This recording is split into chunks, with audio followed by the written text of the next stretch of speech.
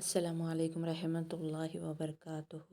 آج کی تلاوت سورہ مومنون آیت نمبر 21 سے 22۔ تلاوت لفظی معنی تفسیر۔ اعوذ باللہ من الشیطان الرجیم، بسم اللہ الرحمن الرحیم۔ وَإِنَّ لَكُمْ فِي الْأَنْعَامِ لَعِبْرَةً تُسْقِيكُم مِّمَّا فِي بُطُونِهَا وَلَكُمْ فِيهَا مَنَافِعُ كَثِيرَةٌ وَمِنْهَا تَأْكُلُونَ وَعَلَيْهَا وَعَلَى الْفُلْكِ تُحْمَلُونَ۔ چلیے اس کے قاعدے دیکھتے ہیں اور مین قاعدے بتاؤں گی۔ وَإِنَّ یہاں پر شدہ ہے، غنہ کریں گے، لکم پورے متحرک ہے، فی الانعام یہ حروف قمری ہے، انعام یہاں پر الف مدہ، لعبرہ اگر روک رہے ہیں تو تائے مربوطہ جا کے ہا ساکن میں بدل جاتا ہے، لعبرہ، نسقیکم یہاں پر یا مدہ،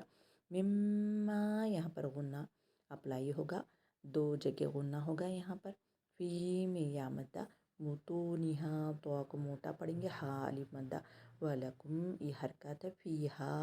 یا الف مدہ ہے، منافع الف مدہ، اور کثیرہ اگر چھوڑ رہے ہیں تائے مربوطہ جا کے ہا میں بدل جاتا ہے۔ چلیے اب اس کے معنی دیکھتے ہیں۔ وَبِزِدْنِی عِلْمًا، وَإِنَّ حروف عطف ہے، جوڑنے کے لیے استعمال ہوتا ہے، وَإِنَّ اور اِنَّ بے شک، یہ حروف ناصبہ ہے، وَإِنَّ اور بے شک، لَکُم تمہارے لیے، یہ اٹیچ ضمیر ہے، لا لیے ہے اس کی میننگ، اور کم یہ اٹیچ ضمیر ہے، تو یہ ہو گیا لَکُم ہو گیا۔ اب آگے دیکھتے ہیں۔ لَکُم تمہارے لیے، فی حرف جر ہے، بعد والے حرف کو اسم کو زیر مجرور کر دیتا ہے، فی الانعام چوپایوں میں یا جانوروں میں، لعبرہ یہ عبرہ وہی ہے جو ہم اردو میں بولتے ہیں لعبرہ، عبرت کی چیز کہتے ہیں نا، لا تاکید کے لیے، لعبرتن عبرت یعنی عبرت ہے اس میں، یعنی جانوروں کی بات کر رہے ہیں اللہ سبحانہ و تعالیٰ کہ دیکھو تم اس سے کتنے فائدے حاصل کرتے ہیں۔ نسقیکم یہاں پر نسقی یعنی پینا، نسقیکم ہم پلاتے ہیں تمہیں، نون جمع کا صیغہ ہے، نسقیکم کم اٹیچ ضمیر ہے، ہم پلاتے ہیں تمہیں، مما اس سے جو، مما یہ دو ہے، ایک تو من ہے اور دوسرا والا جمع ہے ماں ہے، مما یہ دو ہے، من کی میننگ سے ہے ماں جو، اس سے جو، اس کی میننگ ہو جاتے ہیں، مما اس سے جو، فی میں بطونہا یہ بطن ایک کے لیے استعمال ہوتا ہے، بطن یعنی پیٹ، اور یہ بطون ہے یہ جمع کے لیے ہے، بطون، ٹھیک ہے، تو جمع کے لیے ہے، واو نون جمع کا صیغہ ہے، اسی لیے یہ ہو گیا بطون، فی بطونہا ان کے پیٹوں میں، وَلَکُمْ اور تمہارے لیے ہے، لا لیے کم اٹیچ ضمیر ہے، وَلَکُمْ اور تمہارے لیے، فیہا یہ فیہا کی ضمیر کہاں پر جاتی ہے؟ انعام کی طرف جاتی ہے، فیہا اس جانوروں میں، منافع یہ نافع جو ہم اردو میں بولتے ہیں نا، منافع بخش، نافع یہ فائدہ مند، یہ سب اسی سے آتا ہے، جو ہم اردو میں بولتے ہیں وہی عربی ہے، منافع فائدے ہے، کثیرتن بہت سارے، ومنہا اور ان میں سے، پھر یہ ضمیر جاتی ہے جانور کی طرف جاتی ہے، یعنی جانوروں کی طرف، یہ چوپایوں کی طرف، تأکلون یہ اکلا یعنی کھانا، یہ اکلا کھانا، ایک کے لیے یہ ہو گیا، اور تأکلون واو نون لگتے ہی جمع ہو جاتا ہے، ٹھیک ہے۔ چلیے اب آگے چلتے اس کو اچھے سے سمجھاتی ہوں۔ تفسیر یہ ہے